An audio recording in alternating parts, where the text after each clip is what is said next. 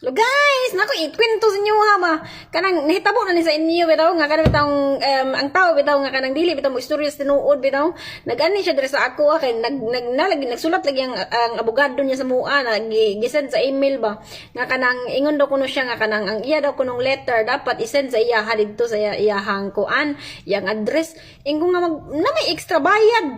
Ana siya nga kanang iya na daw gikuan ko nga asa man ang iyang gipilapan.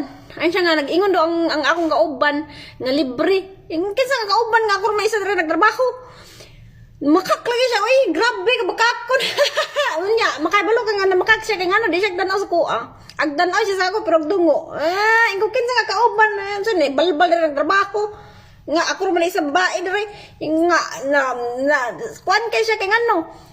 Magstorya sa ako ingo kinsa nga kauban na street man kumukuan sa iya ka kay nagstorya ako sa tinuod na siya kay kung dili ka magstorya sa tinuod kay dungo-dungo ka mailhan mo ba nga na makak ay ako gignan akong kauban nga di man na tinuod na nagsulat na ko akong giansira ng email karon akong kuan iyang kung na makak siya ay wa di ko kadlok bahala pag-asa ta magatubang. Wa man siya kuan, wala man siya kanang proof. Depende siya. Ay guys, relate ba mo na guys? Grabe kayo. Naibalbal diri nga isa ka kauban dai nga bayad daw kuno ako may babae diri. Nabuha. Naambot na lang guys, ikaw magkatawa lagi kay guys kay ngano. Sa iya ha nga nagbut-but kay istorya ba na siya imaginary nga kuan bitaw.